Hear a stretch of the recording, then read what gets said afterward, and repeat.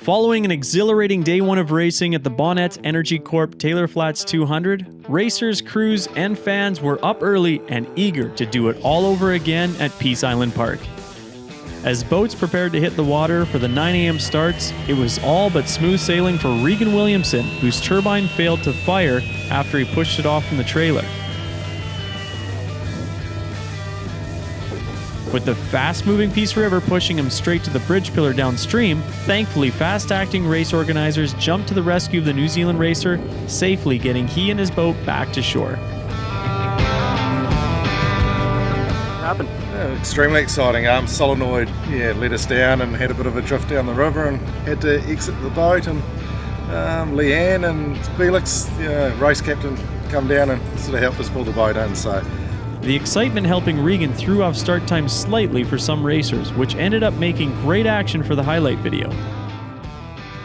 Ryan Ringer, however, managed to start by himself and had a clean water run up the Pine. Next, a very large group, including CXA and even turbine boats, all took off at the same time for the 30-mile leg up the Pine River.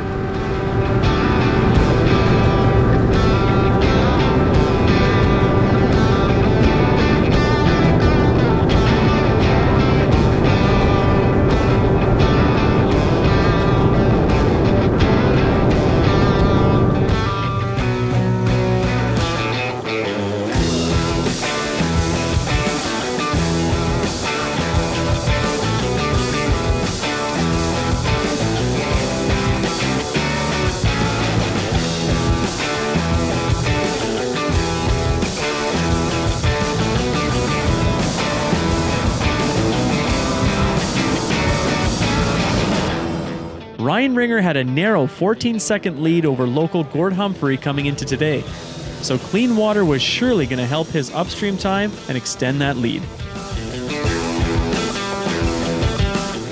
After experiencing unfortunate driveline issues yesterday, it was great to see Tim Greber back running today and keeping Darren Cage honest in the A-Class.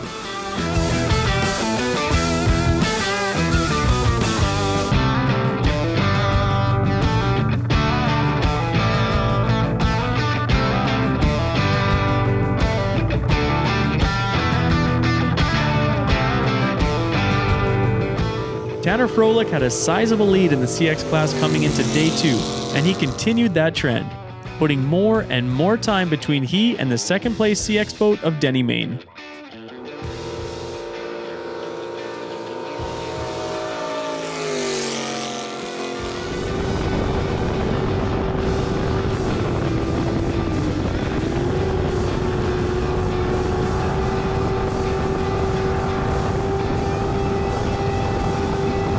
On the way back downstream, local racer Trapper Woolsey was pushing his lines trying to make up time in the CX class when he unfortunately tagged a rock with the bottom of his boat.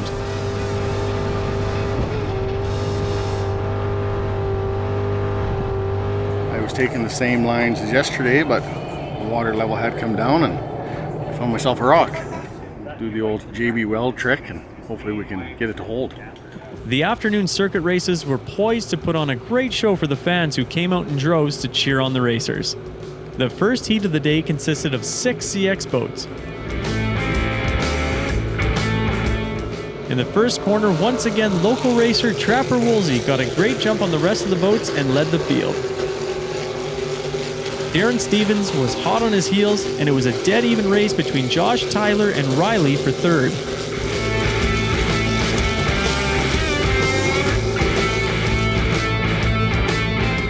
By the bottom corner, Darren and Trapper were side by side, but with the inside line, Darren managed to get around Trapper for the lead.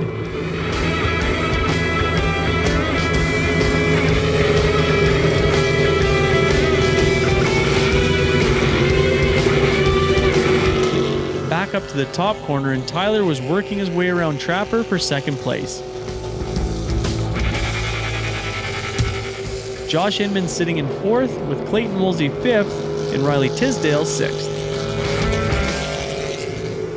A couple of Grand Prairie racers battled it out for the lead and made some great racing for the fans. After suffering a motor failure yesterday, Tyler worked all night to put in a new power plant, and it paid off for him, winning in a very competitive CX heat. Well, it felt like I gained that 4 mile an hour we talked about earlier. But yeah, we had some rough luck yesterday. Took our motor out, and yeah, we had a hot shot motor from Chetwynd, and we got her in last night about 9 o'clock, and she's chooching. Felt really good. It was awesome. I wanted that bad. Next up to hit the water in Heat 2 was the remaining 3 CX boats of Tanner Froelich, Danny Main, and Clint Moore, alongside A-Class racers Tim Greber and Darren Cage. Darren uses A-Class horsepower to pull an early lead into the first corner, while Tanner got a good jump on Denny and Clint the 4th boat away.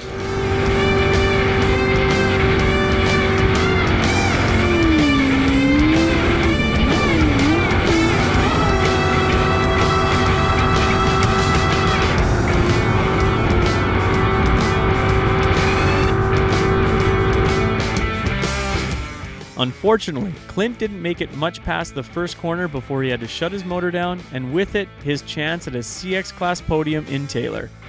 I went around the top corner, we were only in it for 20-30 seconds. All of a sudden I looked at my RPM gauge and it was showing $5,000, and that was it. Mike said shut her down, the motor's gone.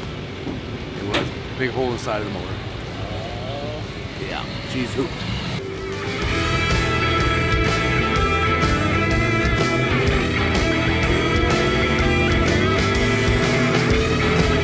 Even though Tanner and Denny were outnumbered in the horsepower department, they still managed to keep Darren honest throughout the entire heat, while Tim was happy to just start and finish another leg.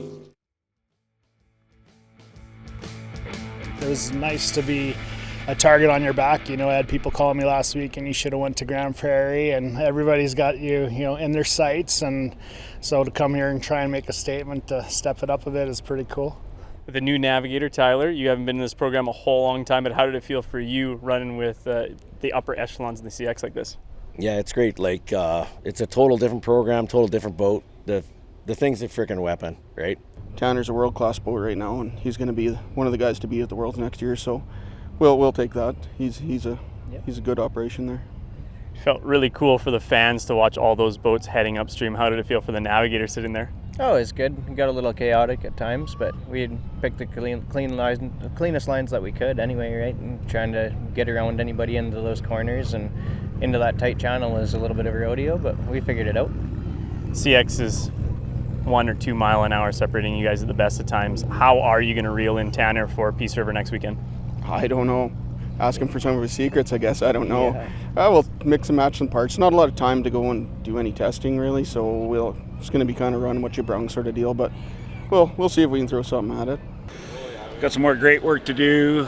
I've got a new impeller we're going to try out. Got a little grinding to do on it. We've been testing it, so yeah, we need more speed. That CX is way too close. The final heat of the Taylor Flats 200 was made up of 4 turbine boats, with Ryan Ringer, Gord Humphrey, Josh Becker, and Regan Williamson.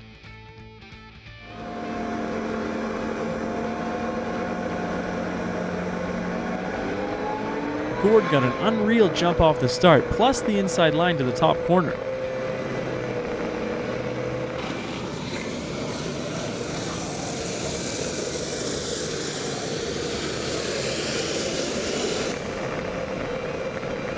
A little further downstream, and Ryan used his horsepower to his advantage and ended up getting around Gord for the lead.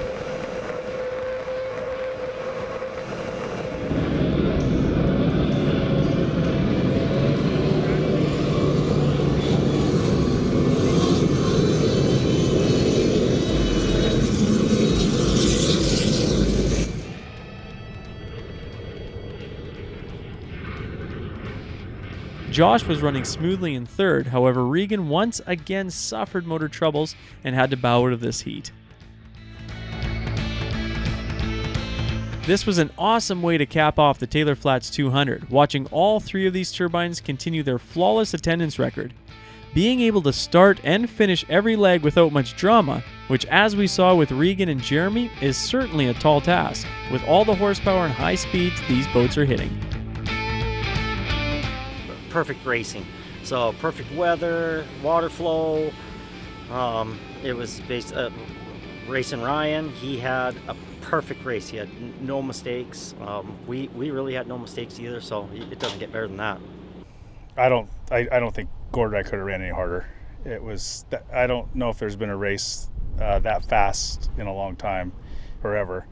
I think we were doing the math in the first 5 legs. The average speed, if the mileage is right, it's 141 average speed. So appreciate Nick stepping up and riding with me. He did a great job this weekend keeping me out of trouble, and appreciate it. So Gord's the man to beat anytime you show up in Canada or anywhere in the world. And to come here and race competitively against him and put together good runs, this is awesome. It was very fun, great weekend. And he came up and said, "Hey, you kicked my butt." He's like, I couldn't run any harder, and he said that a few times. So, he was very good second place person today, and he says, "I'm coming for you next year." But I think it's actually the other way around. So, like I said, in May it was tough losing and failing, and I've got an energy now that I haven't had in a long time, and I'm excited about it and I enjoy it, and I'm looking forward to next year. It's going to be a fast race, so be good. A huge thanks must go out to all the volunteers, support boats, and organizers who put in countless hours to host this world-class race. And thank you to the racers and race families from around the world who participated in the 2024 Bonnets Energy Corp Taylor Flats 200.